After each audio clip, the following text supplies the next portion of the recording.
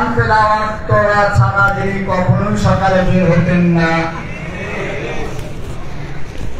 উলামায়ে কেরামদেরকে কারারুদ্ধ করে, সব আলেমদেরকে জেলবদ্ধ করে ইসলামকে ধ্বংস করার যিনি পায়তারা করেছিলেন, যার সম্পর্কে মনে করা হতো অযনান্তুম আল্লা ইয়াখরুজু ওয়া যান্নু আন্নাহুম মানি'আতুহুম হুসুনুহুম মিনাল্লাহ, আমরাও ধারণা করি নাই যে তার এত সকালে পতন হবে, আর সেও মনে করেছিল মানি'আতুহুম হুসুনুহুম, হুসুনুল হুন্দুস, হুসুনুল লীগ, ছাত্রলীগের হুসুন, ভারতের হুসুন তাকে রক্ষা করবে। ফাআতাহুমুল্লাহু মিন হাইসু লাম ইয়াহতাসিব, এমন ভাবে আল্লাহ রাব্বুল আলামিন তার পতন ঘটালেন যা সে কল্পনাও করতে পারে। আমার মনে পড়েছে আব্রাহা যখন খানায়ে কাবা ভাঙতে এসেছিল, তাকে ধ্বংস করার জন্য সে যেমন সবচেয়ে বড় প্রাণী নিয়ে আসলো, আল্লাহ তাকে ধ্বংস করার জন্য সবচেয়ে ক্ষুদ্র প্রাণী পাঠালেন ধ্বংস করার জন্য। ঠিক আমাদের বাংলাদেশের বুকের উপরে যে জগদ্দল পাথর বসেছিল, স্বৈরাচারিণী নাস্তিক মুরতাদদের জননী, নাস্তিক মুরতাদদের জননী, ইসলামকে ধ্বংস করার পরিকল্পনাকারীদের রূপকার শেখ হাসিনা যখন এদেশের থেকে ইসলামকে চিরতরে নির্মূল করার জন্য চক্রান্ত করছিল, মুসলিমদেরকে বিভক্ত করে ফেরাউনি কায়দায় সে দেশ চালাতে চেয়েছিল। কোরআনে ফেরাউনের চরিত্র সম্পর্কে বলা হয়েছে ইন্না ফিরাউনা আলা ফিল আরদ, ফেরাউন তার ভূখণ্ডে একক ক্ষমতা কুক্ষিগত করেছিল।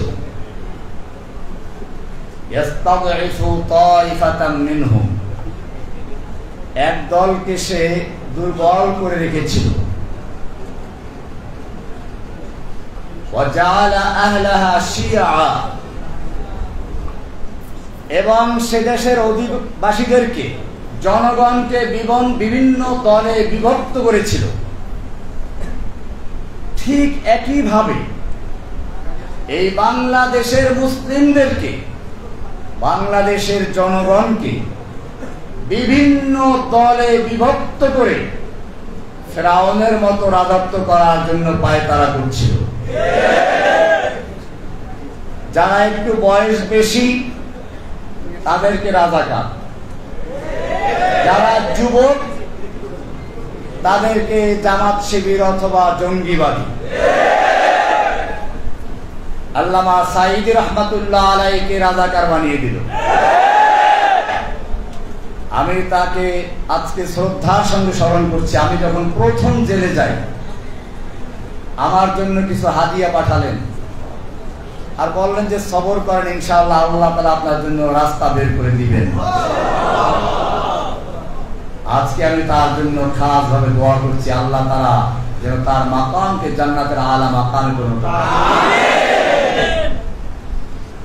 আমি বলছিলাম, এই ফেরাউন যখন বাংলাদেশের বুকে বসে পড়ল, আল্লাহ তাআলা তখন কোন বড় শক্তি দিয়ে তাকে ধ্বংস করেন নাই, বরং স্কুল কলেজের বাচ্চাদেরকে তার বিরুদ্ধে আবাবিল পাখি হিসেবে প্রেরণ করেছেন। আলাম তারা কাইফা ফাআলা রাব্বুকা বিআসহাবিল ফিল আলাম ইয়াজআল কাইদাহুম ফি তাদলিল, তাদের সব চক্রান্তগুলোকে ব্যর্থ করে দিয়েছেন। وأرسل عليهم طيرا أبابيل ঝাঁকে ঝাঁকে পাখি প্রেরণ করেছেন। আবাবিল মানে আসলে ঝাঁকে ঝাঁকে, তয়রান তো পাখি জানেন। আল্লাহ রাব্বুল আলামিন এই পাখি পাঠিয়েছেন স্কুল থেকে, পাখি পাঠিয়েছেন কলেজ থেকে, পাখি পাঠিয়েছেন বিশ্ববিদ্যালয় থেকে, পাখি পাঠিয়েছেন মাদ্রাসা থেকে, আলিয়া থেকে, কওমিয়া থেকে, ডান বাম, আলিয়া, কওমিয়া, স্কুল, কলেজ, এমনকি ইংলিশ মিডিয়ামের ছাত্র পর্যন্ত রাস্তা বের হয়ে এসেছে। এটাই বর্তমান সময়ের তয়রান আবাবিল। আল্লাহ আরেকবার দেখালেন, জাআল হাক্কু ওয়া যাহাকাল বাতিল ইন্নাল বাতিলা কানা যাহুকা। ফিরআউন আয়ে, হামান আয়ে, জালিম জাবির সুলতান আয়ে, সবকো হুই রসওয়াই হাসিল। জাআল হাক্কু ওয়া যাহাকাল বাতিল ইন্নাল বাতিলা কানা যাহুকা। ফিরআউন আয়ে, নওফল আয়ে, कौवा कादिर नानक आए, कितने कितने शैतान आए, सबको हुई रसवाई हासिल।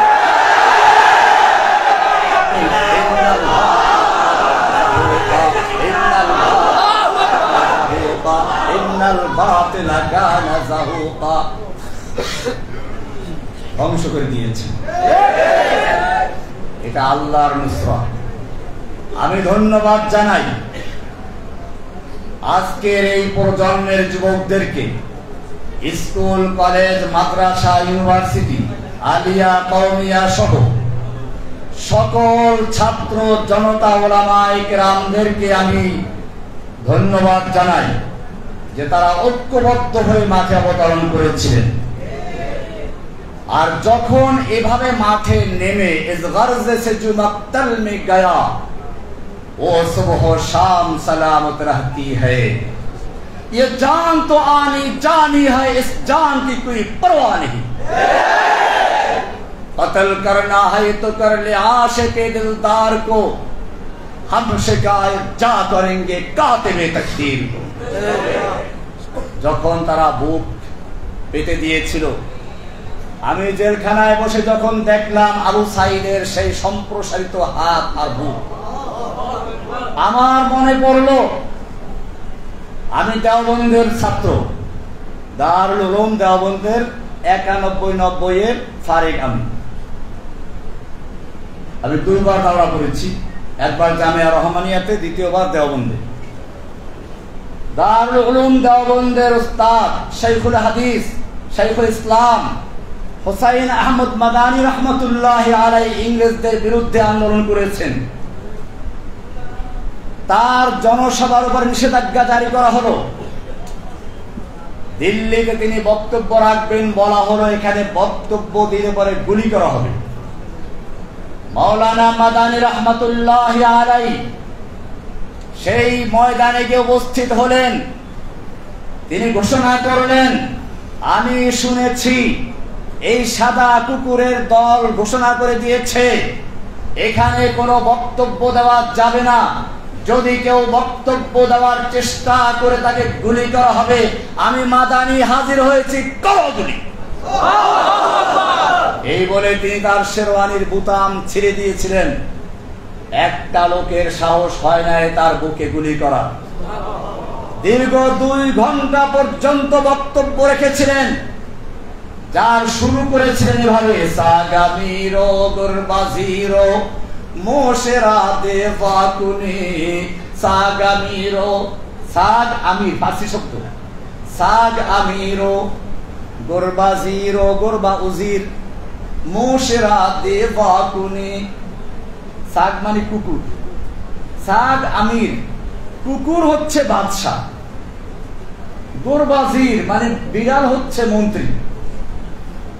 কুকুর বাদশাহ, বিড়াল মন্ত্রী। এমপি কারা? ইঁদুর। সাগামিরো গুরবাজিরো মোশেরা দেবাকুনি, ইচনি আরকানে দৌলত মুলকেরা বেরাকুনি। এই ধরনের যেখানে সংসদ বসে, যে সংসদের প্রধান হচ্ছে, প্রধানমন্ত্রী হচ্ছে কুকুর, মন্ত্রীগুলো হচ্ছে বিড়াল, এমপি গুলো হচ্ছে ইঁদুর, সেই সংসদ থেকে কোনো কল্যাণ আসতে পারে না, সেই সংসদ জাতিকে ধ্বংস করতে পারে। এভাবে তিনি দীর্ঘ 2 ঘন্টা পর্যন্ত বক্তব্য দিলেন। আবু সাইদের সেই সম্প্রসারিত হাত দেখে আমার সেই কথাই মনে পড়লো, আবার মাদানির শিষ্যরা ময়দানে অবতীর্ণ হয়েছে।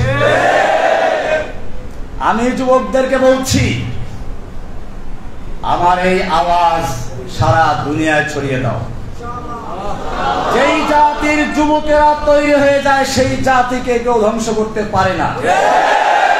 যেই জাতির যুবকেরা মরতে শিখে, তাদেরকে কেউ দমিয়ে রাখতে পারে না।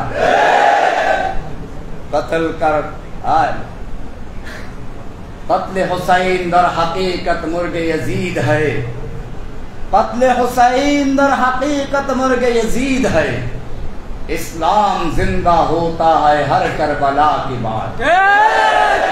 আবু সাইদ মরে নাই, হাসিনা মরেছে। আবু সাইদরা জীবিত রয়েছে, শহীদ হয়েছে, অমর রয়েছে। হাসিনা দেশ ত্যাগ করেছে। আমি ধন্যবাদ জানাই এই যুবকদেরকে। আল্লাহ সুবহানাহু ওয়া তাআলা যুবকদের ব্যাপারে বলেছেন, আপনারা জানেন ইব্রাহিম আলাইহিস সালাতু ওয়াস সালাম যখন তার জাতিকে তাওহীদের দাওয়াত দিলেন, কোনোভাবেই বুঝাতে পারলেন না। তিনি পরিকল্পনা করলেন এই মূর্তিগুলো ভাঙতে হবে। ঘটনা আপনারা জানেন, যখন লোকেরা মেলার থেকে ফিরে এসে দেখলো মূর্তির হাত নাই, পা নাই, কোনো ঝড় তুফান হলো না, ভূমিকম্প হলো না, বন্যা হলো না, এই মূর্তিগুলোর হাত পা ভেঙে ফেললো কে? এটা নিশ্চয়ই কোনো বড় ধরনের ঘটনা ঘটেছে। নমরুদের কাছে চলে গেল। নমরুদ এসে দেখে জিজ্ঞেস করলো, এখানে কোনো যুবক আছে কি যে যুবক এই মূর্তিগুলো দেখতে পারে না? তখন সকলে উত্তর দিল, ক্বালু সামি'না ফাতান ইয়াযকুরুহুম ইউকালু লাহু ইব্রাহিম। হ্যাঁ, আমরা একজন যুবক সম্পর্কে শুনেছি যে এই মূর্তিগুলোর সমালোচনা করে, যার নাম হচ্ছে ইব্রাহিম। কেন যুবকের প্রসঙ্গ আসলো? নমরুদ বুঝতে পেরেছিল এই মূর্তি ভাঙ্গা পর্যন্ত শেষ নয়। এই মূর্তি ভাঙ্গা হচ্ছে এই সমাজকে পরিবর্তন করে, মূর্তির সমাজকে ভেঙে দিয়ে তাওহীদের সমাজ গড়ার জন্য এক সুপরিকল্পিত পরিকল্পনার অংশের সূচনা হচ্ছে মূর্তি ভাঙ্গা। আর এইরকম কোন পরিকল্পনা কোন বুড়া মানুষের মাথায় ঢোকে না, ঢোকে তো যুবকের মাথায় ঢোকে। বলা হয়েছে সামি'না ফাতান ইয়াযকুরুহুম ইউকালু লাহু ইব্রাহিম। একজন যুবক আছে যে যুবক মূর্তিগুলোর সমালোচনা করে, তার নাম হচ্ছে ইব্রাহিম। ইব্রাহিমের ইতিহাস আপনারা জানেন। আসহাবে কাহাফ সম্পর্কে আল্লাহ বলেছেন, ইন্নাহুম ফিতয়াতুন আমানু বিরাব্বিহিম। ইন্নাহুম ফিতয়াতুন, ওরা ছিল কতগুলো যুবক। কি ছিল? যুবক ছিল। আমানু বিরাব্বিহিম, তারা তাদের রবের উপরে ঈমান এনেছিল। ওয়াজিদনাহুম হুদা, আমি তাদের হিদায়াতকে আরো বৃদ্ধি করেছি। ওয়ারাবাতনা আলা কুলুবিহিম ইয ক্বামু, যখন শাসকদের সামনে দাঁড়িয়ে তারা বক্তব্য পেশ করছিল, তখন তাদের দৃঢ়তা, তাদের ঈমানের শক্তি আমি আরো বৃদ্ধি করে দিয়েছিলাম। এখানেও ছাত্র আন্দোলনের নেতাদেরকে যখন গ্রেফতার করে নিয়ে গেল, খাওয়া দাওয়াও করালো। আমি ভয় পেয়ে গিয়েছিলাম যে এইখানেই শেষ হয়ে যায় কিনা, কিন্তু আবারও তারা প্রমাণ করলো, ওয়ারাবাতনা আলা কুলুবিহিম ইয ক্বামু, যখন তারা শাসকদের সামনে দাঁড়িয়েছিল, তখন আল্লাহ বলেন আমি তাদের অন্তরকে শক্ত করে দিয়েছিলাম, দৃঢ় মজবুত করে দিয়েছিলাম, যাতে করে তারা বাতিলের সামনে মাথা নত না করে। মর্দে মুমিন বাতিল সে হরগিজ খৌফ খা सकता नहीं, सर कटा सकता है लेकिन सर झुका सकता नहीं। ভাইরা আমার, আমি ধন্যবাদ জানাই সেনাবাহিনীকেও। যারা বাংলাদেশের জনগণের পক্ষে, মুসলিমদের পক্ষে, আমি এই জন্য বলছি বারবার এই ছাত্রদেরকে শহীদ বলে আখ্যায়িত করছে, অনেকে প্রশ্ন থাকতে পারে যে তারা তো কোনো দিনই যুদ্ধ করেন নাই। ভাইরা আমার, বিগত সরকার জাতিকে দুইটা ভাগে বিভক্ত করেছিল।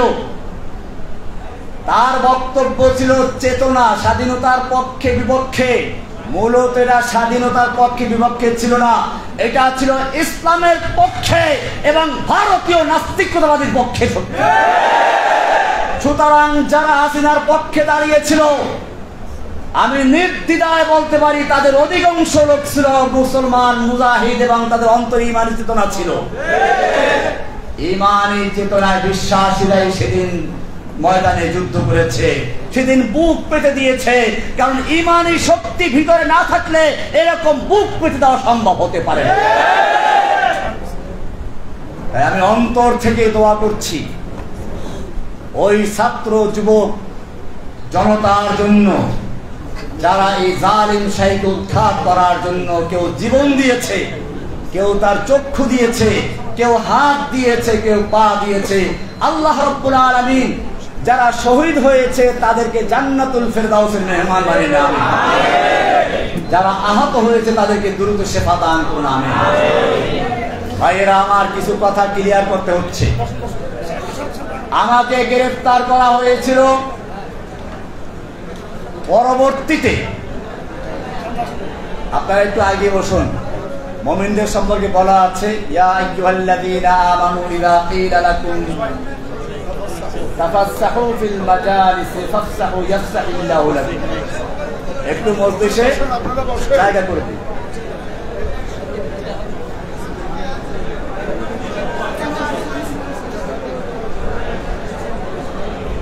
আমরা কথা না বলি। আমাকে গ্রেফতার করা হয়েছিল কেন, আজকে আপনাদের ভালো করে বুঝতে হবে। আমি কোন দলের লিডার ছিলাম না, দলের সদস্য ছিলাম না। সাংবাদিক ভাইদেরকে বলছি, আপনারা বিগত সরকারের পেটুয়া বাহিনী পুলিশের মিথ্যা বিভ্রান্তকর কথা শুনে হয়তো ভুল করেছেন। আমি আমার পিছনে আপনারা যা করেছেন আজকে এই ময়দানে ঘোষণা করছি, সব ক্ষমা করে দিলাম। এখন আপনাদের ভালো করে বুঝতে হবে, জসিমউদ্দিন রহমানী কোন জঙ্গি অথবা অন্য কোন দলের সদস্য নয়, নেতা নয়, গুরু নয়, আধ্যাত্মিক নেতাও নয়। এমনকি যেই দলের নামে তাকে বলা হচ্ছে আনসারুল্লাহ বাংলা টিমের আধ্যাত্মিক নেতা, গুরু, আবার কি যেন অন্য কি যেন বলে, আনসারুল্লাহ বাংলা টিম নামে বাংলাদেশে কোন দল আছে বলে আমি গ্রেফতারের আগ পর্যন্ত কানেও শুনি নাই। এজন্য আপনাদেরকে প্রমাণ দিচ্ছি, একজন লোক যদি কোন দল করে আর সে যদি লিখক হয়, অবশ্যই কোনো না কোনো সূত্র ধরে ওই দলের নামটা নিয়ে আসবে। সে যদি খতিব বক্তা হয়, অবশ্যই কোনো না কোনো সূত্র ধরে সেই দলের প্রতি সমর্থন জানাবে, আহ্বান জানাবে। যদি সে ব্যক্তি কোনো উস্তাদ ও শিক্ষক হয়, অবশ্যই তার ছাত্রদের মাঝে সে ওই দলের নাম প্রচার করবে, আহ্বান জানাবে, সমর্থন করবে। সে যদি একজন দায়ী হয়, অবশ্যই সে এটা দাওয়াত দিবে। আমি একজন লিখক, আমি একজন বক্তা, আমি একজন ইমাম ও খতিব, আমি একজন উস্তাদ। আমি আপনাদের সাংবাদিক ভাইদেরকে বলবো, কোন হাসিনার পুলিশের কথায় কান না দিয়ে আমার বইগুলো তন্ন তন্ন করে তালাশ করুন, কোন জায়গায় আনসারুল্লাহ বাংলা টিমের কোন দলের নাম আছে কিনা। আপনারা আমার বক্তব্যগুলো সারা বিশ্বের রেকর্ড ছড়ানো আছে, সব বক্তব্যগুলো শুনুন। আনসারুল্লাহ বাংলা টিম নামে কোন দলের নাম আপনারা যদি প্রমাণ করতে পারেন, আমি বক্তব্য ছেড়ে দিব। আপনারা আমার মসজিদে গিয়ে দেখুন, মাদ্রাসায় গিয়ে দেখুন, কোন ছাত্র শিক্ষককে অথবা কোন মুসল্লিকে আমি এরকম কোন দলের কথা বলেছি, আহ্বান করেছি, সমর্থন করেছি, যদি প্রমাণ করতে পারেন তাহলে জসিমউদ্দিন রহমানীকে জেলে নয়, উন্মুক্ত জায়গায় ক্রেন এনে তার সঙ্গে ঝুলিয়ে তাকে ফাঁসি দিয়ে মৃত্যুদণ্ড কার্যকর করবেন। আর যদি প্রমাণ করতে না পারেন, অনুরোধ করছি আজকের থেকে জসিমউদ্দিন রহমানীকে আনসারুল্লাহ বাংলা টিমের প্রধান, আধ্যাত্মিক নেতা, গুরু ইত্যাদি বলা ক্ষান্ত করবেন। আর যদি ক্ষান্ত না করেন তাহলে বাংলার জনগণ আপনাদেরকে উচিত শিক্ষা দিয়ে ছাড়বেন।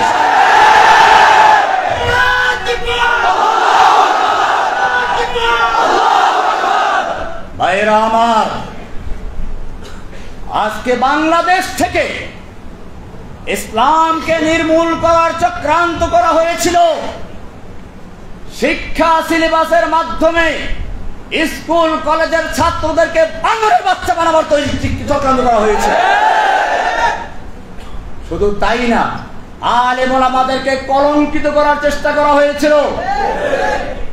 শাইখুল হাদিস ইবনে শাইখুল হাদিস আল্লামা মামুনুল হক, ছাত্র জীবন থেকে আমার বন্ধু মানুষ, তাকে নিয়ে কি নাটক করেছিল আপনারা জানেন। এমনি ভাবে আমাদের এই গুণ বিষয় আছেন মুফতি হারুন জাহার সাহেব, আল্লাহ তাকে জাযা খায় দান করুন, আমিন। আমার অত্যন্ত মহব্বতের মানুষ, সেজন্য আপনি এখানে এসেছেন। ভাইরা আমার, যে কথা বলছিলাম, এই যে ইসলাম ধ্বংসের চক্রান্ত হেফাজতে উলামায়ে কেরামদের বিরুদ্ধে দুর্নীতি দমনকে আগিয়ে দিয়েছে। আমি জেলখানায় বসে অনেকের থেকে শুনেছি, তখন যারা জেলে ছিল, আমার তো কোনো অ্যাকাউন্টই নেই, তো দুর্নীতি দমন তালাশ করবে কি করে? গুরুবি সাহেবও তাই এরকমই বলছিলেন, কারো অ্যাকাউন্ট নেই। এদের নামে দুর্নীতি দমন কমিশন তল্লাশি করা শুরু করে দিয়েছে। এগুলো দুর্নীতি দমন কমিশন নয়, ইসলাম দমন কমিশন তৈরি করে বাংলাদেশের উলামায়ে কেরামদেরকে কলঙ্কিত করার চক্রান্ত করা হয়েছে। কিন্তু আল্লাহ তো দেখেন, ওরা যত রকমের চক্রান্ত শুরু করেছিল, আল্লাহ তাআলা তাদের সকল চক্রান্তের জালগুলোকে মাকড়সার জালের মতো ছিন্ন ভিন্ন করে দিয়ে উলামায়ে কেরামদেরকে আবার ময়দানে আসার তৌফিক দান করেছে। শুকরিয়া জানাই আলহামদুলিল্লাহিল্লাযী নাজ্জানা মিনাল কওমিজ জালিমিন। ও আল্লাহ, আমরা সকলেই তোমার দরবারে শুকরিয়া আদায় করছি। তুমি যদি এই জালেমের বিরুদ্ধে আমাদের সাহায্য না করতে, তুমি যদি আমাদেরকে মুক্ত না করতে, এই জালেম শাহীর হাত থেকে আমাদেরকে মুক্ত করার কোনো শক্তি ছিল না। মুক্ত করেছেন কে? আল্লাহ সুবহানাহু ওয়া তাআলা। কাজে আমাদের শুকরিয়া আদায় করতে হবে, তাই না? শুকরিয়া কিভাবে আদায় করব? শুকরিয়ার প্রথম ধাপ হচ্ছে এই, আল্লাহ রাব্বুল আলামিন যখন যে নিয়ামত দান করেন, সেই নিয়ামতকে ব্যয় করার জন্য তিনি পদ্ধতিও বয়ান করে দেন। আমাদের এই যে নিয়ামত বিজয়, এটা এসেছে ঐক্যবদ্ধ থাকার কারণে। আমাদের মনে রাখতে হবে, দুশমনরা আমাদেরকে বিভক্ত করে করে পর্যন্ত অনেক আলেমদেরকে ধ্বংস করেছে, শহীদ করে দিয়েছে, অনেক আলেমদেরকে দালাল বানিয়েছে, অনেক আলেমদেরকে কারা নির্যাতন করেছে। আজকে উলামায়ে কেরাম ঐক্যবদ্ধ হয়ে মাঠে নেমেছে, কিন্তু ষড়যন্ত্র শেষ হয় নাই। আপনারা দেখেছেন, এখনো ভারতের পত্রিকা আমার বিরুদ্ধে কত রকম প্রোপাগান্ডা ছড়াচ্ছে। আমি নাকি হিন্দুদেরকে মারতে বলেছি, আমি প্যারোলে মুক্তি পেয়েও বলেছিলাম। আমার বড় বোনের জানাজার জন্য আমাকে 3 ঘন্টার জন্য মুক্ত করা হয়েছিল। হেলিকপ্টার যোগে বরগুনা গিয়ে জানাজায় অংশগ্রহণ করেছিলাম। সেখানে বলেছিলাম, ওই সময় উত্তপ্ত ছিল যে কোনো হিন্দুর বাড়ি যেন আক্রমণ না হয়, কোন মন্দির গির্জা প্যাগোডায় যেন আক্রমণ না হয়, প্রয়োজনে তোমরা পাহারাদারি করবে। যেখানে আমার বলিষ্ঠ বক্তব্য ছিল যে কোন হিন্দুর বাড়িতে বা মন্দিরে কোনো আক্রমণ না হয়, এরপরেও কিছু অন্ধ কিছু গুমরা পথভ্রষ্ট, সত্যের থেকে যারা দূরে, এরকম কিছু মিডিয়া আমার বিরুদ্ধে প্রপাগান্ডা এখনো চালাচ্ছে আমি নাকি জঙ্গিবাদী। মনে রাখবেন, আমাকে যারা জঙ্গিবাদী বলে তারা মূলত আমাকে নয়, কোরআনকে, হাদিসকে এবং স্বয়ং আল্লাহর রসুলকে জঙ্গিবাদী বলছে,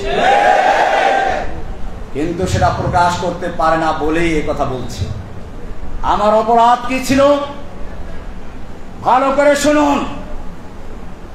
যখন এই দেশের একদল নাস্তিক মুরতাদ বিদেশ যাওয়ার জন্য কোনো ভিসা পায় না, তখন তাদের সহজ উপায় ছিল আল্লাহকে গালিগালাজ করা, রাসূলকে গালিগালাজ করা, রাসূলকে নিয়ে কটূক্তি করা এবং বিভিন্ন মিডিয়ায় সাতা প্রচার করা। আর তখন ওরা, আমাদের মুসলিমরা, ইসলাম প্রিয় লোকেরা, আল্লাহর প্রিয় লোকেরা, রাসূলের প্রিয় লোকেরা স্লোগান দেয়, এটা নিয়ে ওরা দেখায়। এবং তখন বিদেশিরা বলে, হ্যাঁ তোমাকেই তো দরকার, ভিসা দিয়ে দেয়, বিদেশ চলে যায়। যখন বিদেশ যাওয়ার জন্য তাদের একমাত্র মাধ্যম ছিল আল্লাহকে গালি দেওয়া, রাসূলকে গালি দেওয়া, তখন আমি মনে করেছিলাম এই লোকদেরকে স্থায়ী ভিসা দেওয়ার প্রয়োজন আছে। আমি স্পষ্ট বলতে চাই, শেখ হাসিনার বাপের জন্য আইন করা হয়েছিল, তাকে নিয়ে কটূক্তি করলে যাবজ্জীবন পর্যন্ত সাজা ছিল।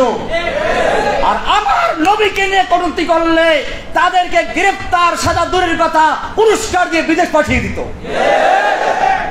তখন আমি একটা আয়াত পেশ করেছিলাম, লা ইল্লাম ইয়ানতাহিল মুনাফিকুনা ওয়াল্লাযীনা ফী কুলুবিহিম মারাদু ওয়াল মুরজিফুনা ফিল মাদিনা।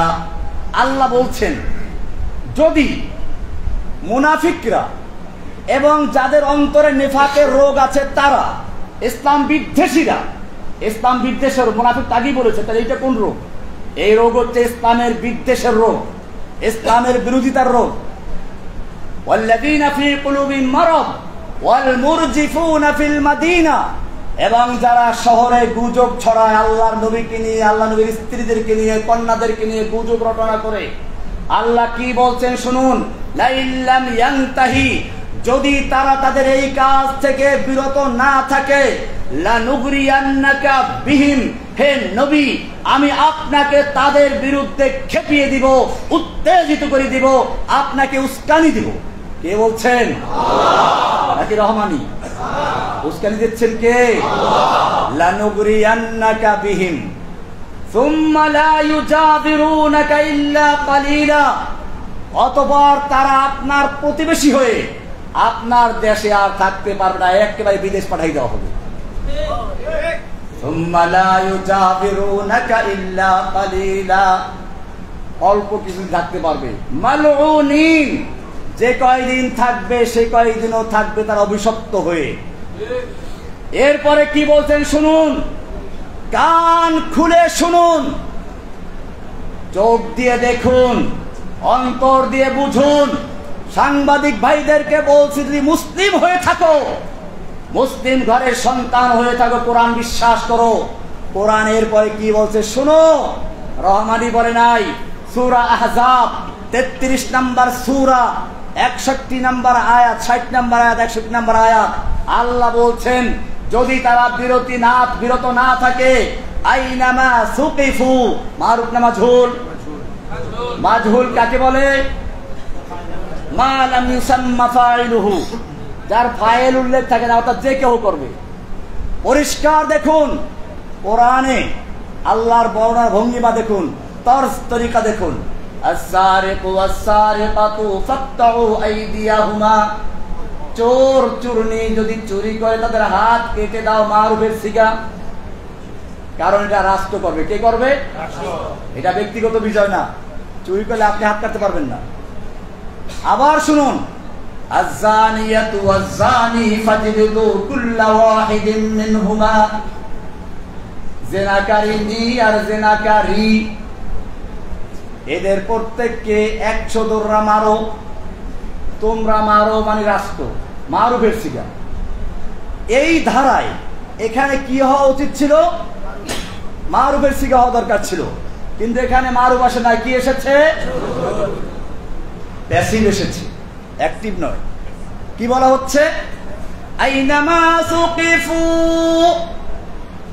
ওদেরকে যেথায় পাওয়া যাবে, সংসদে পাওয়া যাক, রাস্তায় পাওয়া যাক, পত্রিকা অফিসে পাওয়া যাক, অথবা কোনো নেতা নেত্রীর বাসায় পাওয়া যাক, এমনকি যদি তাদেরকে সেনাবাহিনীর ক্যাম্পেও পাওয়া যায়, আইনামা সুকিফু, ওদেরকে যেখানেই পাওয়া যাবে, উখিযু, পাকড়াও করা হবে না আখাযু। উখিযু মারুফ না মাজহুল? অ্যাক্টিভ না প্যাসিভ? কেন বলা হলো? এইটা করার জন্য রাষ্ট্র লাগবে না, যে পাবে সেই কাজটা করতে পারবে। আইনামা সুকিফু, ওদেরকে যেখানেই পাও তোমরা, পাওয়া যাবে, উখিযু, ওদেরকে পাকড়াও করা হবে। বলে তারপরে কি করা হবে? জেলে দেওয়া হবে। কি না জেল না ওদের জন্য? ওয়াকুতিলু তাকতিলা, ওদেরকে কেটে টুকরো টুকরো করে ফেলো। কে বলেছেন? ওয়াকুতিলু তাকতিলা। এরপরে কি বলেন শুনুন, সুন্নাতাল্লাহ, এটাই হচ্ছে আল্লাহর সুন্নাহ, এটাই হচ্ছে আল্লাহর রীতি। সুন্নাতাল্লাহিল্লাযীনা ক্বাদ খালাউ মিন ক্বাবলিকুম, তোমাদের পূর্বে যারা অতিবাহিত হয়েছে তাদের জন্য এই রীতি আল্লাহর ছিল। ওয়ালান তাজিদা লিসুন্নাতিল্লাহি তাবদীলা, কিয়ামত পর্যন্ত আল্লাহর এই রীতিতে, আল্লাহর এই নীতিতে তুমি কোনো তাবদীল পাবে না, পরিবর্তন পাবে না। 33 নম্বর সূরা 60 এবং 61 নম্বর আয়াত শুধুমাত্র রেডি করলাম। আয়াতটা কার? কোরআন কি জিনিস? আল কোরআনু কালামুল্লাহ। কোরআন কি? কোরআন কোন মাখলুক নয়, আল্লাহর কালাম।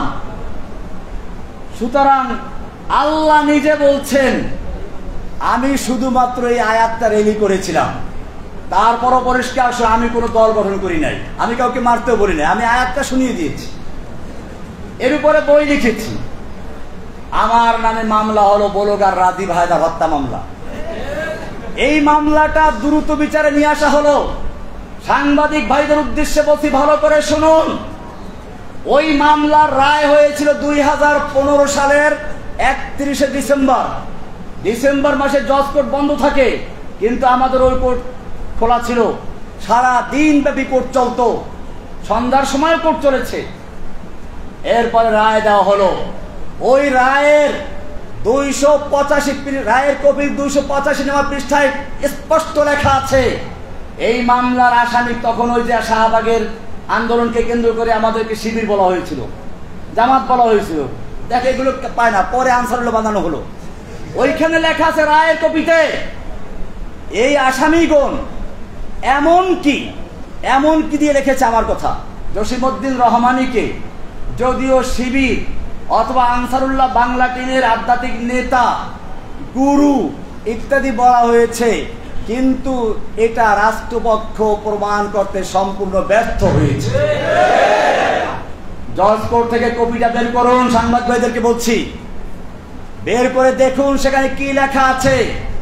আদালতের রায়ের মাধ্যমে স্পষ্ট হয়েছে রহমানী কোনো দলের সাথে সম্পৃক্ত নয়।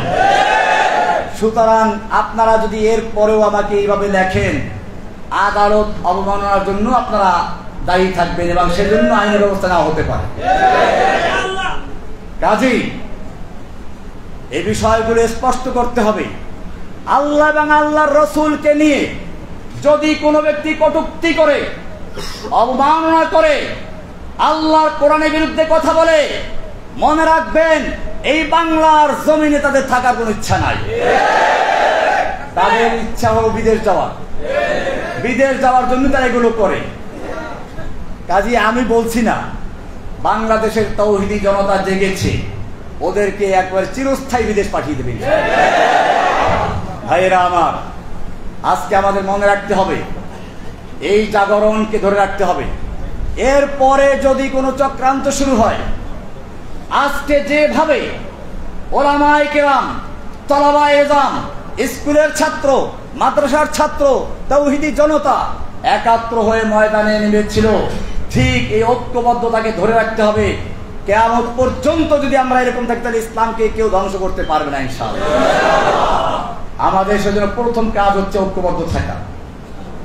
2 নম্বর কাজ হচ্ছে এই চেতনাকে, হাসিনা যেমন একটা চেতনা তৈরি করেছিল, আমাদেরও চেতনা তৈরি করতে হবে। আমি মূলত আসলে কোন দলের সদস্য ছিলেন, এটাই বাস্তব। আমার কি কাজ ছিল, আমি যখন দেখলাম গণজাগরণ মঞ্চ তৈরি করলো এবং তারা সারা বাংলাদেশে একটা জাগরণ তৈরি করার চেষ্টা করলো, যদিও তাদের স্লোগান ছিল রাজাকার বিরোধী, কিন্তু এই রাজাকার বিরোধিতার আড়ালে ছিল ইসলাম বিরোধিতা, ইসলামের বিরুদ্ধে চেতনা তৈরি করা। তখন আমার ইচ্ছা ছিল বাংলাদেশে ওই গণজাগরণকারীদের বিরুদ্ধে একটা তাওহীদের জাগরণ তৈরি করা। এই জাগরণ নিয়ে মাঠে নেমেছিলাম এবং আলহামদুলিল্লাহ আজকে দেখতে পাচ্ছি, আমি যদিও সে সময় শুরু করেছিলাম, আজকে বাংলাদেশের যে প্রান্তে যাই, এখনো যাওয়ার সুযোগ হয় না, শুধু কয়েকটা মসজিদের চিকিৎসার জন্য গেছি, নামাজ পড়ার জন্য। যে মসজিদেই যাই কোনো ঘোষণা নাই, কিচ্ছু নাই, দেখেই বলে যে আরে রহমান সাহেব আসছে। মানে হচ্ছে যেই জাগরণের স্বপ্ন দেখেছিলাম 2013 সালে, আল্লাহ রাব্বুল আলামিন আমাকে জেলে রেখে সেই জাগরণকে বাংলার ঘরে ঘরে পৌঁছে দিয়েছে।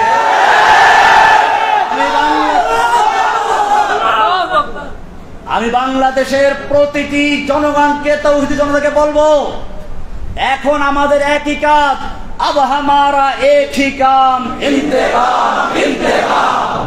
আমাদের একই কাজ এখন, ইন্তেকাম মানে প্রতিশোধ। আমি জেল থেকে মুক্ত হয়ে বলেছিলাম, প্রতিশোধ শুনলেই তো সবাই কান খাড়া করে, রহমানি প্রতিশোধ দিতে বলেছে। আমি বলেছিলাম এই প্রতিশোধ ঠিক আছে, কিন্তু প্রতিশোধের আমার প্রথম কাজ হচ্ছে ক্ষমা করে দেওয়া। যেমন আজকে এখানে আমি বলেছি যে সাংবাদিক ভাইয়েরা বিগত সরকারের চাপে পড়ে হোক অথবা শিখানো মিথ্যা হোক আমার বিরুদ্ধে অপপ্রচার করেছে, আমি তাদেরকে ক্ষমা করে দিয়েছি। আল্লাহর রাসূল সাল্লাল্লাহু আলাইহি ওয়াসাল্লাম এটাই আমাদের শিক্ষা দিয়েছেন। আমাদের প্রতিশোধটা এইভাবেই হয়, ক্ষমার চেয়ে কোনো বড় প্রতিশোধ নেই। রাসূলুল্লাহ সাল্লাল্লাহু আলাইহি ওয়াসাল্লাম যখন মক্কা বিজয় করলেন, 10,000 তরবারি তার ইশারার অপেক্ষায় আছে। একটু যদি বলেন যে খালি মক্কার কুফারদের শেষ করে দাও, সব শেষ হয়ে যায়। আল্লাহর নবী জিজ্ঞেস করেছিলেন, ওহে মক্কার লোকেরা, আজকে তোমরা আমার থেকে কেমন আচরণ আশা করছো? মক্কার লোকেরা তো জানে আমরা কারা। মক্কার লোকেরা জানে তারাই ওই লোকগুলো যারা রাসূল সাল্লাল্লাহু আলাইহি ওয়াসাল্লামকে হত্যা করার জন্য ঘেরাও করেছিল। তারা ওই লোকগুলো যারা বেলালকে দুপুরে রোদ্রে চিৎ করে শুয়ে রেখে উপরে পাথর চাপা দিয়ে রেখেছিল। তারা ওই লোকগুলো যারা বেলাল রাদিয়াল্লাহু তাআলা আনহুকে নির্যাতন করলো, সুমাইয়া রাদিয়াল্লাহু তাআলা আনহাকে লজ্জাস্থানে বর্ষা দিয়ে আঘাত করে হত্যা করেছিল। এই লোকগুলোর এখন একটু পানি আসলো মুখে, বলল যে একজন উত্তম চাচার থেকে, উত্তম ভ্রাতার থেকে যা আশা করে সেই আশাই আমরা করছি। আল্লাহর নবী সাল্লাল্লাহু আলাইহি ওয়াসাল্লাম বলেছিলেন, আজকে আমি তোমাদের জন্য সে কথাই বলছি যা বলেছিলেন আমার ভাই ইউসুফ আলাইহিস সালাম তার ভাইদের উদ্দেশ্যে। যখন তার ভাইয়েরা তার হাতে ধরা পড়লো, তার কাছে আসলো, তখন তিনি যা বলেছে আজকে তাই বলছি, লা তাসরিবা আলাইকুমুল ইয়াউম, আজকে তোমাদের বিরুদ্ধে আমার কোনো ক্ষোভ নেই, কোনো প্রতিশোধ দেওয়ার ইচ্ছা নেই। ইযহাবু আনতুমুত তুলাকা, তোমরা সব যাও, তোমাদের সকলকে আমি ক্ষমা ঘোষণা করলাম, সাধারণ ক্ষমা ঘোষণা করলাম। এটার নাম হচ্ছে প্রতিশোধ। দুশমন যখন হাতের মুঠোর মধ্যে চলে আসে তখন দুশমনকে মারা সহজ, কিন্তু ক্ষমা করা কঠিন, রাগ নিয়ন্ত্রণ করা কঠিন। আমাদের প্রিয় নবী, আমাদের রাসূল সাল্লাল্লাহু আলাইহি ওয়াসাল্লাম শিক্ষা দেন নাই অসহায় মানুষকে হত্যা করার জন্য। তিনি বললেন দুশমন যখন হাতের মুঠোর মধ্যে চলে আসে তাদের ক্ষমা করে দেওয়া সবচেয়ে বড় কাজ। কিন্তু এই ক্ষমা সকলের জন্য প্রযোজ্য নয়। যাদের অন্যায় সীমা অতিক্রম করেছে তাদের বেলায় ক্ষমা প্রযোজ্য নয়। আল্লাহর নবী সাল্লাল্লাহু আলাইহি ওয়াসাল্লাম সেই মক্কা বিজয়ের মহান ক্ষমার দিবসে 13-14 জন বা আরো কিছু কম বেশি লোককে ক্ষমা মাফ করলেন না, তাদেরকে ক্ষমার বাইরে রাখলেন। অবশ্য তাদের অনেকেই পরে ইসলাম কবুল করেছে। এর মধ্যে একজন ছিল ইবনে খাতাল, যার অপরাধ ছিল ইসলাম কবুল করে মদিনায় গিয়েছিল। পরে সে আসলে ছিল মুনাফিক।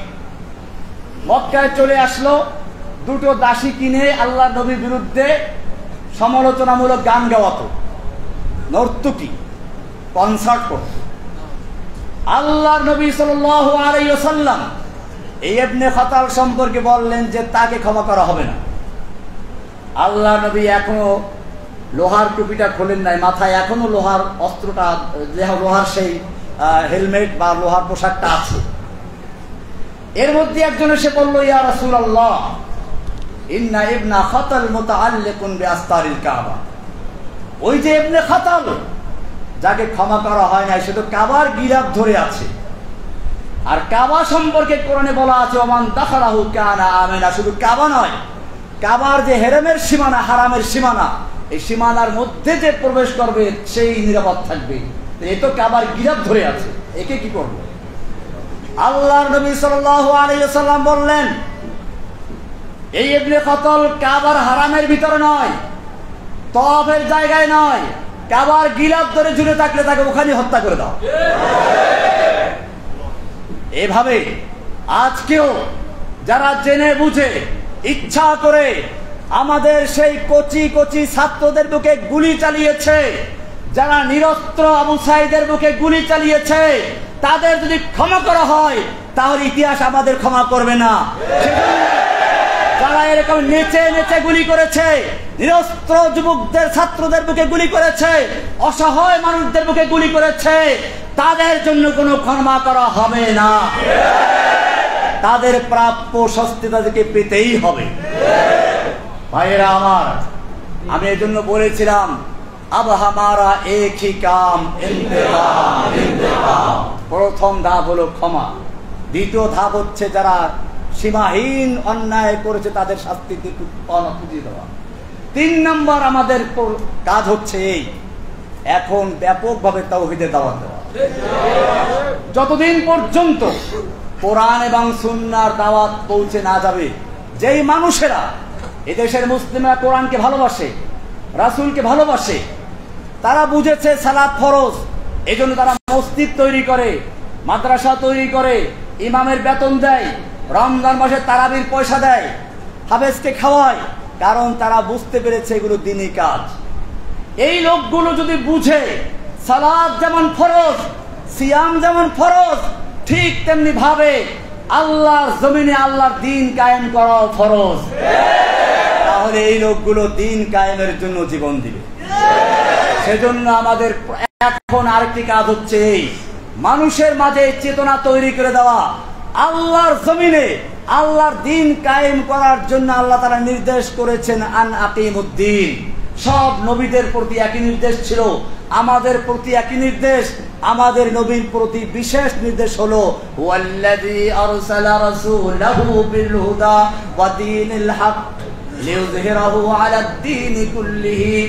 আল্লাহ তাআলা তার রাসূলকে পাঠিয়েছেন হেদায়েত এবং দ্বীনে হক দিয়ে, যাতে করে দ্বীনে হককে অন্য সকল দ্বীনে বাতিলের উপরে বিজয়ী করা যায়। সেই দিনে বাতিলগুলো কি কি আপনারা আমার অন্যান্যের কাছে জেনে নেবেন। আজকে আমাদের কাজ হচ্ছে বাংলাদেশের প্রতিটি ঘরে ঘরে, প্রতিটি ছাত্র, যুবক, বৃদ্ধ, সকলের নারী পুরুষ, সকলের অন্তরের ভিতরে তাওহীদের চেতনা তৈরি করে দেওয়া। তাওহীদের চেতনা যদি তৈরি হয়ে যায়, তাহলে কবি বলেন সব গুরিজা হোগি আখির, सब गुरीजा होगी आखिर जलवाए खुर्शीद से, ई चमन मामूर होगा नगमाए तौहीद से। পূর্ণিমার চাঁদের দ্বারা যেভাবে রাতের আধার পালিয়ে যায়, ঠিক তেমনি ভাবে তাওহীদের স্লোগানে এদেশ থেকে সকল নাস্তিক মুরতাদদের অন্ধকার পালিয়ে যাবে ইনশাআল্লাহ। ভাইরা আমার, সেজন্য ব্যাপকভাবে আমরা তাওহীদের দাওয়াত প্রচার করি। এজন্য আমি, আমাদের হারুন জাহার ভাই আছেন, গুণবী সাহেব আছেন, আমরা সারা বাংলাদেশে যেতে প্রস্তুত আছি। কোনো ভেদাভেদ নেই, স্কুলে, মাদ্রাসা, কলেজে, ইউনিভার্সিটি, যেখানে আপনারা আহ্বান করবেন আমরা ইনশাআল্লাহ ছুটে যাব, শুধুমাত্র একটা কাজের জন্য, পয়সার বিনিময়ে না। দিনের দাওয়াত দেবেন ইনশাআল্লাহ, প্রয়োজনে নিজেদের পয়সা খরচ করে। কিন্তু শর্ত একটাই, আল্লাহর জমিনে আল্লাহর দিন কায়েমের জন্য কাজ করতে হবে। আমাদের আর কোনো ভেদাভেদ থাকবে না, সমালোচনা থাকবে না। আমাকে অনেকভাবে কালারিং করার চেষ্টা করা হয়েছে, আমি স্পষ্ট বলতে চাই, আমি যখন প্রথম তাওহীদে দাওয়াত দেই, হ্যাঁ আমাদের কওমি উলামাদের দেওবন্দের মধ্যে কিছু বেদাত যে নাই তা না, আমি স্পষ্টই বলি এটা, আমি সেগুলো তুলে ধরি। তাই বলে আমাকে আহলে হাদিস বলা দেওয়া হলো, আমি কি আহলে হাদিস? আমার ছাত্র জীবন কেটেছে লালবাগ মাদ্রাসায়। কোথায়? লালবাগ। কোন জামিয়া কোরআনে আরবিয়া কোন আহলে হাদিস মাদ্রাসা? জামিয়া রহমানিয়ার সাথে আমার স্মৃতি জড়িত, রহমানি আমার নামের অংশ। এটা কোন আহলে হাদিসের মাদ্রাসা? দারুল উলুম দেওবন্দ আহলে হাদিসদের আখড়া নাকি? দেওবন্দ মাদ্রাসা আহলে হাদিসের মাদ্রাসা নাকি? দেওবন্দের ছাত্র আমি। এদেশে বহু ছাত্র আছে যারা আমার ছাত্র, অথবা আমার যারা সমকালীন ওই সময় যারা দেওবন্দের ছাত্র, তারা জানে আলহামদুলিল্লাহ আমি কেমন ছিলাম। আলহামদুলিল্লাহ দেওবন্দের ছাত্র আছেন, আমাদের হারুনুল্লাহ সাহেবের শ্বশুর, আলহামদুলিল্লাহ মুফতি সাহেব, শাইখুল ইসলাম, উনিও আল্লাহ। আমার তো আসলে আজকে দেখেন, আমি নামাজ পড়তে গিয়ে বয়ানটা দিয়ে আমার এমনি তো দুর্বল আছি, তারপর জেল থেকে আসলে অনেকদিন পর কথাবার্তা বলি নাই, এলোমেলো হয়ে যাচ্ছিল। আর সবচেয়ে বড় কথা হচ্ছে এইরকম বুজুর্গদের সামনে, বিশেষ করে আমার সেই দেওবন্দের আকাবের আমার এখানে বসা আছে। আল্লাহ। দেওবন্দ মাদ্রাসার জন্মই হয়েছিল আন্দোলন করার জন্য। আপনারা জানেন ডক্টর টমসন একজন ইংরেজ ঐতিহাসিক, তিনি লিখেছেন যে ইংরেজরা ওলামায়ে কেরামদেরকে এমন হত্যা করেছিল, দিল্লির চাঁদনি চক থেকে খয়বর পর্যন্ত এমন কোন গাছ ছিল না যেই গাছের প্রত্যেকটা ডালে ডালে একজন আলেমকে ফাঁসিতে ঝুলানো দেওয়া হয়েছিল। ওলামায়ে কেরামদেরকে মালটার দিবে দিবান্তর করা হয়েছিল। কিন্তু তারপরেও তারা ওই যে আগে কবিতা বললাম ওরকম তারা সিনা টান করে ময়দানে এসেছিলেন। আজকে ভারতবর্ষে বাংলাদেশ, পাকিস্তান, ইন্ডিয়া, আফগানিস্তান যেখানেই বলেন, ইসলামের যতটুকু আলো দেখা যায় সেটা ওই দেওবন্দের ছাত্রদের দ্বারাই হয়েছে। সুতরাং वाकिफ तो है इस राज से ये दार रसन भी, वाकिफ तो है इस राज से ये दार रसन भी, हर दौर में तकमील वफा हमसे हुई है, हर दौर में तकमील वफा हमसे हुई है। যুগে যুগে যখনই বাতিল এসেছে, ওলামায়ে দেওবন্দ, ওলামায়ে হক্কানি, ওলামায়ে রব্বানি তারা ময়দানে ঝাঁপিয়ে পড়েছে। বাতিল এসেছিল, গণজাগরণ মঞ্চের নাম ধরে হক নেমেছিল, ওলামায়ে দেওবন্দ নেমেছিল শাপলা চত্বর আন্দোলনের মাধ্যমে। বাতিল এসেছিল নরেন্দ্র মোদীর রূপ ধরে, হক এসেছিল কওমি মাদ্রাসা ওলামায়ে কেরামদের নেতৃত্বে ব্রাহ্মণবাড়িয়া থেকে, হাটাজারির থেকে কওমি মাদ্রাসার সুরত ধারণ করে। সুতরাং বাতিল যখনই এসেছে, ওলামায়ে হক্কানি, ওলামায়ে রব্বানি, ওলামায়ে দেওবন্দ বাজারে ঝাঁপিয়ে পড়েছে। আমি তো তাদেরই একজন সন্তান। আল্লামা আজিজুল হক রহমতুল্লাহি আলাইহি বাংলাদেশের প্রসিদ্ধ শাইখুল হাদিস। শাইখুল হাদিস তো আমরা অনেকেই আছি, কিন্তু এক কথায় শাইখুল হাদিস বললে কাকে বোঝায়? আল মুতলাকু ইদা উতলিকা, তারপর কি? ইরাদু বিহি আল ফারদুল কামিল। মান হুয়া আল ফারদুল কামিল? যদি শুধু বলা হয় শাইখুল হাদিস, তার কাকে বোঝায়? তিনি দুনিয়া থেকে চলে গেছেন, কত বছর হয়ে গেছে, এখন পর্যন্ত কি আছে? তার নাম জীবিত আছে। আল্লামা শাইখুল হাদিস রহমাতুল্লাহ আলাইহিকে দেখতাম যখনই কোনো এরকম অনিসলামী কোনো কার্যকলাপ শুরু হয়ে গেছে, তিনি বলতেন আবু বকর রাদিয়াল্লাহু সেই মহান উক্তি, আয়ান কুসুদ্দিন ওয়া আনা হাই, দ্বীনের সামান্য ক্ষতি হবে আর আমি জীবিত থাকবো, এটা হতে পারে না। তিনি ময়দানে ঝাঁপিয়ে পড়েছেন, তিনি বারবার জেলে গিয়েছেন, নির্যাতিত হয়েছেন। আমি তো তার ছাত্র, আল্লামা আজিজুল হক সাহেবের ছাত্র, মুফতি আমিনুর ছাত্র, আমি লালবাগের ছাত্র। আমি অনেক হয়তো এটা জানে না, আমি জানে রহমানিয়া ছাত্র, আমি লালবাগের ছাত্র। লালবাগ থেকে শুরু, পরে রহমানিয়া থেকে শেষ, দাওরা শেষ করে তারপরে দেওবন্দে গেছি। ভাইয়েরা আমার, তাহলে কেন আমাকে কালারিং করা হলো?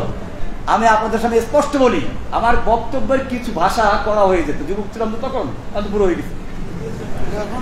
এই ভাষার কারণে হয়তো ওলামায়ে কেরাম আমার কথা একটু কষ্ট পেয়েছেন।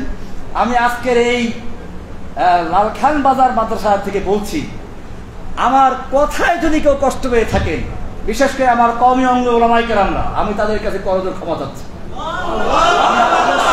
আমি আপনাদের সন্তান, আমি আপনাদের বাচ্চা। খেতে যে নামে তার পায়ে কাদা লাগে। আমি খেতে নেমেছিলাম, কাদা লেগেছিল কিছু, সেই কাদাগুলো ধুয়ে মুছে পরিষ্কার করে আপনাদের খেদমতে এসেছি। ইনশাআল্লাহ বাকি জীবনটুকু যেন ওলামায়ে দেওবন্দ, ওলামায়ে হক্কানি, ওলামায়ে রব্বানি তাদের সাথে থেকে ইসলামের বিজয় দেখে যেতে পারি, সেই জন্য আপনাকে দোয়া কামনা করছি। এখন আমার একই কাজ, লিইয়ুযহিরাহু আলাদ-দীনে, সকল দিনে বাতিলের উপরে দিনে হককে বিজয়ী করার জন্য বাংলাদেশের প্রান্তে প্রান্তে ছুটে যাওয়ার ইচ্ছা আছে ইনশাআল্লাহ। ইনশাআল্লাহ এই সাইবুল ইসরাও ইনশাআল্লাহ আমাদের সাথে থাকবেন। শুধু আমরা মাঝবয়সীরা না, আমাদের সঙ্গে এই বৃদ্ধরা থাকবেন, যুবকরা থাকবেন। জেনে রাখবেন, কোন একটা বিপ্লব যদি তৈরি হতে হয়, যুবকের রক্ত, মুরব্বীদের পরামর্শ, ধনীদের অর্থ, কয়টা বললাম? আবার শুনেন, ওসমানদের অর্থ, ওসমান গনির অর্থ, আলীর মতো যুবকদের শক্তি, আর আবু বকরের মতো মুরব্বীদের ছায়া। এই তিনটার সমন্বয় যখন ঘটে তখন বিজয় আসে ইনশাআল্লাহ। এখন থেকে আমি ধন্যবাদ জানাই আমাদের হারুন ইজাহার সাহেবের আব্বা মুফতি ইজহারুল ইসলাম চৌধুরী সাহেবকে। আপনারা অনেকেই হয়তো যারা দূরের তারা চেনেন না। আমি যখন হারুন ইজাহার সাহেবের নামও শুনি না, তখন ওনার নাম আমি শুনেছি। এই বাংলাদেশে ইসলামের জন্য যারাই কাজ করেছেন সবাই বলতেন আমরা লালখান বাজার মাদ্রাসায় মুফতি ইজহারুল ইসলাম চৌধুরী সাহেবের কাছ থেকে এসেছি, ওনার ওখানে আছি। সুতরাং আমার মনে হচ্ছে আজকের এখান থেকে যেভাবে আমি দেখতেছি, যুবকদের ভাইদের দেখতে পাচ্ছি, আমি আশাবাদী যেই জাগরণের স্বপ্ন দেখেছিলাম 2013 সালে, যে ওদের গণজাগরণ মঞ্চের জবাব দেওয়ার জন্য ঝাড়ু দিয়ে পিটালে চলবে না, অন্ধকার দূর করতে হলে আলোর মশাল জ্বালাতে হবে। সেজন্য গণজাগরণ মঞ্চের অন্ধকার দূর করার জন্য তাওহীদের আলোর মশাল নিয়ে ময়দানে নেমেছিলাম। আজকে আমি লালখান বাজারে দেখতে পাচ্ছি সেই মশাল জ্বলতে জ্বলতে ওদের কলিজায় আগুন লাগিয়ে দিয়েছে।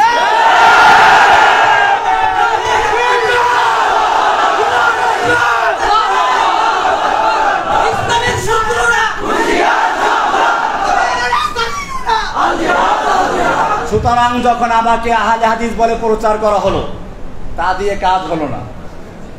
এরপরে ধরল সবচেয়ে বড় অস্ত্র, জঙ্গি। এই জঙ্গি শুধু আমাকে নয়, যেই কোন ইসলামের জাগরণ তৈরি করার মতো কোন প্রোগ্রাম নিয়ে মাঠে এসে তাকে জঙ্গি বলা হয়েছে। সুতরাং আমাদের পিছনে এখনো লাগা আছে। এখন থেকে যদি আমাকে বা অন্য কাউকে, যে কোনো আলেমকে যদি কোনো তকমা দেওয়া হয়, যদি কোনো রকম অপবাদ দেওয়া হয়, সেটা হোক মামুনুল হক, হোক হারুন ইজহার, হোক জসিমুদ্দিন রহমানি, হোক গুনবী, হোক আলী হাসান উসামা, হোক রফিকুল ইসলাম মাদানী, এরকম আরো যাদের নাম না জানা আছে, আপনারা প্রত্যেকটা আলেমের পক্ষে ঢাল হয়ে ইনশাআল্লাহ তাদেরকে বাঁচাবার রক্ষা করবেন। আপনারা সেই ঢাল, আপনারা সেই যুবক যারা রাসূল সাল্লাল্লাহু আলাইহি সাল্লামকে উহুদের ময়দানে তিনি একা হয়ে পড়েছেন, তীর তরবারির আঘাত আসছে, সাহাবায়ে কেরাম নিজেদের বুকটাকে ঢাল স্বরূপ পেতে দিয়েছেন। আমি চাই বাংলাদেশের ছাত্র জনতা যারা পুলিশের গুলির সামনে নিজের বুক পেতে দিয়েছ, আবারও যদি কোনো আলেমের উপর আক্রমণ আসে, কোন আলেমকে জেলে ঢুকাবার চক্রান্ত করা হয়, তোমাদের সে বুকের তাজা রক্তের মাঠে অবতরণ করতে হবে। अब हमारा एक ही काम,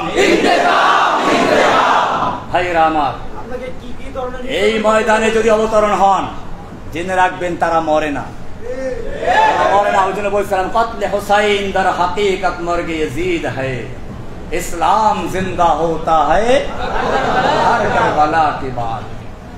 সুতরাং কোন বাতিলের রক্তচক্ষুকে ভয় না পেয়ে আমাকে দুইবার ক্রস ফায়ার দেওয়ার জন্য নেওয়া হয়েছে। আমি জেলখানাগুলিতে আর বলতে চাচ্ছি না, ওটা আমার মধ্যে আল্লাহর মধ্যে থাকবে। কিন্তু আমার সবচেয়ে বাধা লেগেছিল, আপনাদের শোনা দরকার এটা। আমাকে বলা হয়, রহমানী সাহেব কথা তো অনেক বলেছেন, অনেক শক্তি দেখিয়েছেন, আল্লাহ আপনাকে দেখে না, আল্লাহ ব্যস্ত আছে। কোরআনে বলা, শোনেন কি বলে, শোনেন নাউযুবিল্লাহ, পরে বলেন, শোনেন কি বলে।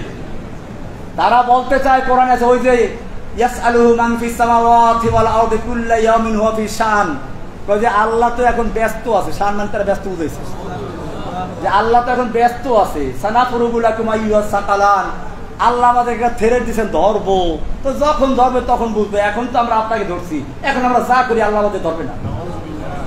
চিন্তা করেন কোরআন কি কত অপব্যাখ্যা করছে। এটা নিশ্চয়ই কোন শয়তান ওদেরকে শিক্ষা দিয়েছে। আমি তখন প্রতিবাদ করেছিলাম, এরপরে আমাকে ক্রস ফায়ার দেওয়ার জন্য নিয়ে গেল। আমি আপনাদেরকে বলছি, আমাকে যখন ক্রস ফায়ার দেওয়ার জন্য নিয়ে যাওয়া হলো, চোখ বাঁধা, হাতে হ্যান্ডকাপ লাগানো, আমার মনে হচ্ছিল আমি এই এখনই, পাখি যেমন উড়াল দেওয়ার আগে হালকা হয়ে যায়, বিমান যেমন আকাশে উড়ে হালকা হয়ে যায়, এখনই উড়বে, ঠিক তেমনি ভাবে আমি আল্লাহর কাছে এক্ষুনি চলে যাবো। যাওয়ার জন্য উদ্গ্রীব ছিলাম, কেন করে না গুলি, দেরি সহ্য হচ্ছে না, এমন একটা আশা নিয়ে অপেক্ষা করছিলাম। আমি মনে করি তখন যদি আমাকে গুলি করা হতো, হয়তো আমার মাঝে আর আল্লাহর সাথে সাক্ষাতের মাঝে শুধুমাত্র গুলিটাই ব্যবধান থাকতো। কাজে ভয় পাওয়ার কোনো কারণ নেই, কারণ নেই।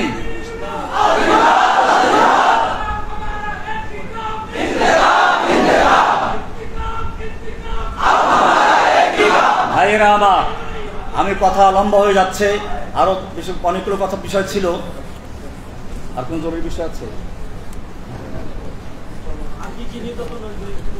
না? নির্যাতনের বিষয়টা আসলে হচ্ছে কি, দেখেন আল্লাহ তাআলার দিনের পথে যারা যায়, দেখেন পাখি মানুষ খাতায় পারে না, কাউয়া পালে, কাউয়া পালে কি, তোতা পাখি, যে পাখি দেখতে সুন্দর, গান ভালো। আমি ওই যে মুফতি হারুন সাহেবকে কিছু কবিতা লিখে বানাইছিলাম, আসলে কবিতাগুলো ফাত্তায়রু লা ইউসদানু ইল্লা, ওই পাখিকে খাঁচায় বন্দি করা হয় যেই পাখির আওয়াজ সুন্দর। ঠিক তেমনি ভাবে যেই কোরআনের পাখি কোরআনের কথা বলে, যেই কোরআনের পাখিরা সুন্নাহর কথা বলে, তাদেরকে জেলখানায় বন্দি করা হয়। যারা কোরআন সুন্নাহর কথা না বলে কোন শাসকের পাঁচটা গোলামি করে, তাদের জেলে যাওয়ার মতো সৌভাগ্য হয় না। অনেকে মনে করে জেলখানা নাকি যায় কারো বদদোয়ার কারণে। আমি নাকি কোন বুজুর্গকে তিরস্কার করার কারণে বদদোয়া করে জেলে গেছি। কোরআনে আছেন, নবীদেরকে এই কথাই বলা হতো, ইল্লা তারাকা বাদু আলিহাতিনা, আমাদের কোন দেবদেবী তোকে কি করছে, বদদোয়া দিয়েছে, তাই সে জেলে গেছে। আমি আপনাদের জিজ্ঞেস করতে চাই, ইউসুফ আলাইহিস সালাম জেলে গিয়েছিলেন কার বদদোয়ায়? আমাদের রাসূল সাল্লাল্লাহু আলাইহি ওয়াসাল্লামকে 3 বছর পর্যন্ত এই কারাগারের মতো না, এই কারাগারে খাওন দেয়, পানি দেয়। আমাদের নবীকে যে কারাগারে আটকে রাখা হয়েছিল, সেখানে খাবার ছিল না, পানি ছিল না, উত্তপ্ত মরুভূমির বালু ছিল, পাহাড় ছিল। 3 বছর পর্যন্ত সে আবি তালেবে, শুধু আমাদের নবীকে নয়, নবীর পুরো বংশকে সেখানে বন্দী করে রাখা হয়েছিল। কারো বদদোয়ায়? ইমাম আবু হানিফা রাহমাতুল্লাহ আলাইহিকে কারাবন্দী করা হয়েছিল। এক রিওয়ায়াতে বলা হয় যে উনি জেলখানাতেই মারা গেছেন, আর কেউ তার সাথে না মুক্ত করা হয়েছিল, কিন্তু গৃহবন্দী অবস্থা মারা গেছেন। যে অবস্থায় বন্দী অবস্থা মারা গেছেন, তিনি কার বদদোয়া করেছিলেন? ইমাম আহমদ বিন হাম্বল রাহমাতুল্লাহ আলাইহিকে কারারুদ্ধ করা হয়েছিল, নির্যাতন করা হয়েছিল। ইমাম ইবনে তাইমিয়ার লাশ কারাগার থেকে উঠেছিল। এই সবাই কি কোনো বুজুর্গকে তিরস্কার করে বদদোয়ার খপ্পরে পড়েছিলেন? বরং পরিষ্কার শুনুন, ওই যে বললাম জেলখানায় যেতেও ভাগ্য লাগে, জেলখানা সবার জন্য নয়। কাউয়া কোনদিন কেউ পালে না, পালে ময়ূর, পালে তোতা পাখি, যার হয়তো রূপ আছে অথবা কি আছে, গুণ আছে। যার কোনোটাই নাই, তাকে কেউ খাঁচায় বন্দি করে খামাকা খাওয়ান দেয় না। ঠিক তেমনি ভাবে যেই পাখির গলায়, যে আলেমের গলায় কোরআনের আওয়াজ থাকে না, যেই আলেমের গলায় একামতে দিনের কথা থাকে না, যে আলেমের গলায় নাস্তিক মুরতাদদের বিরুদ্ধে কথা থাকে না, যে আলেমদের গলায় আল্লাহর জমিনে আল্লাহর দ্বীনকে বিজয়ী করার স্বপ্ন থাকে না, সেই আলেমদেরকে জেলখানে নেওয়ার কোনো প্রয়োজন হয় না। সুতরাং পরিষ্কার হয়ে গেল, জেলখানায় যাওয়াটা একটা সৌভাগ্যের ব্যাপার। আপনারা একটু দেখেন না এখন চোখ বুলে, জেলখানায় কারা গেছিল বাংলাদেশে? অতীত ইতিহাস দরকার নাই। আর তবে আমাদের আকাবেরদের অনেকেই আছেন যাদেরকে জেলে নেয় নাই ওরা, কারণ ওরা জানে এখানে ভিন্ন ব্যাপার আছে। এই মুরব্বীদেরকে জেলে নিলে, রহমানিকে নিলে তো তারা দেখতে পাচ্ছে তেমন কিছু হয় নাই। এই সমস্ত মুরব্বীদের কাউকে যদি জেলে নেওয়া হতো বাংলাদেশের জমিনে আগুন লেগে যেত, ঠিক কিনা? আপনাদেরকে মনে রাখবে, সেই জন্যই ওলামায়ে কেরামদেরকে তারা নিতে ভয় পেয়েছেন, তো এদেরকেও নিয়ে যেত। তারা তো আল্লাহ আজুল হাসান সারে নাই। আজুল হাসান রহমতুল্লাহ আলাইকেও জেলে নিয়েছিল, মুফতি আমিনীকে জেল খাটতে হয়েছে। এরকম ভাবে আমাদের বর্তমান এবং অতীতের, নিকট অতীতের যারা আকাবে তাদের জেল খাটতে হয়েছে।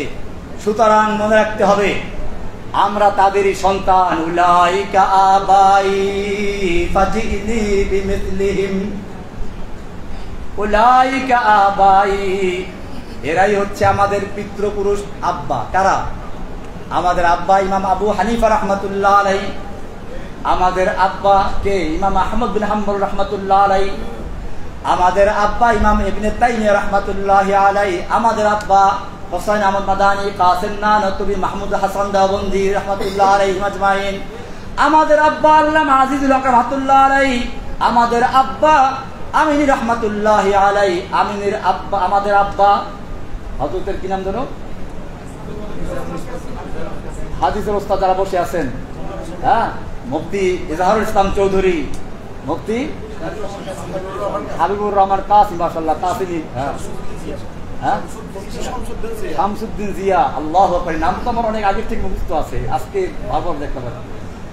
জিয়া আলো, আল্লাহ রাব্বুল আলামিন আমাদের শামসুদ্দিন জিয়া দামাত বরকাতুল আলিয়া, আমাদের কাসিমি শাহ, এই সমস্ত বড় বড় আকাবেরদের ছায়াকে আরো দীর্ঘায়িত করুন, আমিন। তাদের নেতৃত্বে, তাদের জীবদ্দশায় আল্লাহ তাআলা এই বাংলাদেশে ইসলামের রাজ কায়েম করার তৌফিক দান করুন। আমি আর দীর্ঘায়িত করতে চাচ্ছি না। আল্লাহ তাআলা আমাদের সকলকে দিনের জন্য কবুল করুন। আমি মূলত আসলে খুবই অসুস্থ। দেখেন, আজকে আমি এই কদিন মধ্যে কিন্তু বসে নামাজ পড়তে হয়েছে, কারণ আমার হাঁটু ব্যথা খুব বেশি।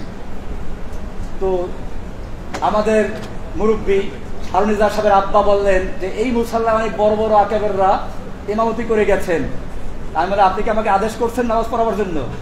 হ্যাঁ। আমি তাহলে আল্লাহু আকবার। আমি কিন্তু আগে বলেছিলাম যে আমি নামাজ পড়াবো না, নামাজ পড়াবো অন্য জন্য, কিন্তু আলহামদুলিল্লাহ এরপরে দেখলাম নামাজ পড়াবার সময় হাঁটু ব্যথা কোনো খবরই ছিল না। ফরজটা শেষ হওয়ার পরে অবশ্যই কিছুটা ফিরে আসছে আবার, কিন্তু যতক্ষণ আমি ফরজ সালাতে ছিলাম অতক্ষণ পর্যন্ত আমার হাঁটুর কোনো ব্যথাই অনুভব হয়নি। এটা আমি একটা চাক্ষুষ দেখলাম এই মাত্র। আমি এরকম আল্লাহকে অনেক দেখে সাহায্য করছি, কারাগারে অনেক দেখেছি। আমি সেইগুলো বলে সময় নষ্ট করতে চাচ্ছি না। আমি আপনাদের কাছে দোয়া চাচ্ছি যে আল্লাহ সুবহানাহু ওয়া তাআলা যেন আমাকে যেখান থেকে ফিরিয়ে এনেছেন বাকি জীবনটুকু যেন আমি আল্লাহর এই নিয়ামতের শুকরিয়া আদায় করে শাহাদাতের মৃত্যু বরণ করে ফেলার তৌফিক দান করুন। আমি আপনাদের জন্য দোয়া করি, আল্লাহ তাআলা আপনাদেরকেও দ্বীনের জন্য যেভাবে মুসআব বিন উমাইর এর মতো যুবক, হ্যাঁ, এরকম যুদ্ধের ময়দানে কত যুবকদের খবর আছে খেজুর খাচ্ছেন, হ্যাঁ, আর বল বাহ ভাই এতগুলো খেজুর খেতে বলে তো আমি জান্নাত চলে যাই, কি দেরি হয়ে যাবে? রাসূল সাল্লাল্লাহু আলাইহি ওয়াসাল্লাম প্রশ্ন করেন, ইয়া রাসূলুল্লাহ, এই আমার যৌবন, এই আমার সুন্দর চেহারা, আমি যদি আল্লাহর রাস্তায় যুদ্ধ করতে করতে শহীদ হয়ে যাই আল্লাহ কি দিবেন? আল্লাহ তাআলা রাসূল সাল্লাল্লাহু আলাইহি ওয়াসাল্লাম বললেন জান্নাত পেয়ে যাবে, জান্নাত। তিনি মনে করলেন একটু কোমরটা সোজা করে নেই, কয়েকটা খেজুর বের করলেন, খেলেন, দুই তিনটা খেয়ে ফেলে দিলেন, যে এতগুলো খেজুর খেতে গেলে আমার জান্নাতে যেতে দেরি হয়ে যাবে। তরবারি নিয়ে যুদ্ধে লেগে গেলেন। পূর্ণিমার চাঁদ যেরকম কালো মেঘের ভিতরে ঢুকে গায়েব হয়ে যায়, ঠিক তেমনি ভাবে এই আলোক উজ্জ্বল তরুণ যুবক তরবারি হাতে নিয়ে হাসি মুখে এগুচ্ছে, কাফেরদের ভিড়ে ভিড়ে ঢুকে গেছে। সাহাবায়ে কেরাম বলেন, যুবক কোথায় যাচ্ছ? তুমি তো কাফেরদের ভিড়ে ঢুকে গেছো, ফিরে আসো। তিনি বলছেন, না, আমাকে যেতে দাও। তার ঠোঁটে রক্ত, মাথায় রক্ত, রক্ত ঝরছে, ঠোঁটে হাসি আছে, আমাকে যেতে দাও। আমি উহুদ পাহাড়ের দিক থেকে জান্নাতের সুগন্ধি পাচ্ছি। যুদ্ধ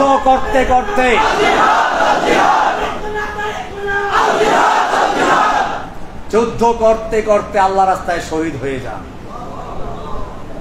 শহীদ হয়েছেন, তাদের ত্যাগের বিনিময়ে আমরা আজকে বাংলাদেশ পর্যন্ত ইসলাম পেয়েছি। ভাইয়েরা আমার, একটা বিল্ডিং দাঁড়ায়, নিচে ফাউন্ডেশন থাকে, কেউ তা দেখে না, শুধুমাত্র বিল্ডিংটাই দেখে। এই ফাউন্ডেশন গুলো তো অনেক কাজে লাগে। আমি চাচ্ছি যারা বাংলাদেশের জমিনে দ্বীন কায়েমের জন্য, নামের জন্য নয়, সোশ্যাল মিডিয়ায় তার প্রচারের জন্য নয়, শুধুমাত্র আল্লাহর জমিনে আল্লাহর দ্বীন কায়েমের জন্য, আল্লাহকে খুশি করার জন্য যারা ইসলামের জন্য জীবন দিতে, এরকম একদল যুবকের প্রয়োজন এখন। আপনারা খেয়াল রাখবেন, আমাদের কথাগুলো বিভিন্ন রকম বিকৃত করা হয়। আপনারাও আমাদের কথা লিখতে সাবধান রাখবেন। আমাদের কথা বলতে গিয়ে দেখা যায় যে আপনারা কিছু ব্যাখ্যা নিজের যোগদান, এতে আমাদের লাভ আর ক্ষতি হয়। আমাদের ভালোবাসতে গিয়ে আমি এটা পরিষ্কার করি, আমাদের উলামায়ে কেরামদের মধ্যে কোনো বিভেদ নাই। আল্লামা মামুনুল হক আমার ছাত্র জীবনের বন্ধু, আমি তাকে আমার ওস্তাদের সন্তান, আমি তাকে আমার অন্তর দিয়ে ভালোবাসি। মাহমুদ হাসান গুনবি, ওসামা আলী ওসামা, রফিকুল ইসলাম মাদানী, আমরা একসাথে জেল খেটেছি, কাজী তারা আমার জেলের ভাই। এরকম আরো অনেকে আছেন, হারুন ইসলাম মাদি সাহেব তো আছেনই।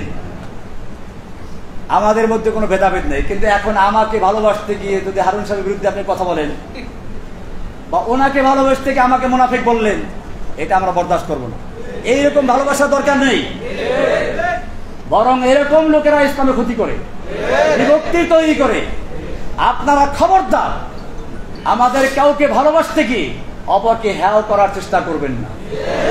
বরং আপনারা আমাদের মুখ থেকে যদি কোনো সময় কোনো ভুল ক্রমে কারো সমালোচনা বের হয়েও যায়, আপনারা বরং বলবেন, আমাকে বলবেন যে আরে উনি তো আপনার খুব প্রশংসা করেছে। ওই যে শেখ সাদির কবিতা আছে, শেখ সাদির দরবারে একজন কবি এসে চরমভাবে তাকে, শেখ সাদির কবিতাটা এক বাদশার দরবারে একজন কবি বাদশার সমালোচনা করে কবিতা তৈরি করেছে।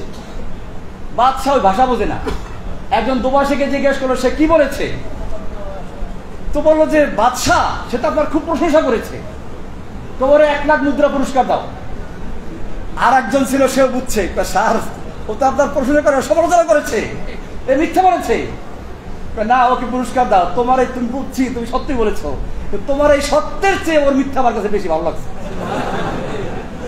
এটা বলার উদ্দেশ্য হচ্ছে এই, আপনারা সত্য কথা হলো অনেক দুইজন মিথ্যা বলা যায় আছে, ওই সত্য যা দুইজন মধ্যে গন্ডগোল লাগায় তার চেয়ে ওই মিথ্যা অনেক কাজে খালবেন। কোন আলেমদের কাছে গিয়ে বলবেন না যে অমুক আপনাকে এই সমালোচনা করেছে, আবার বিরুদ্ধে বলেছে। খবরদার, আমরা সকলেই ভাই, আমরা সকলেই ভাই, আমাদের মধ্যে কোনো ভেদাভেদ নাই, এটা খুব খেয়াল রাখতে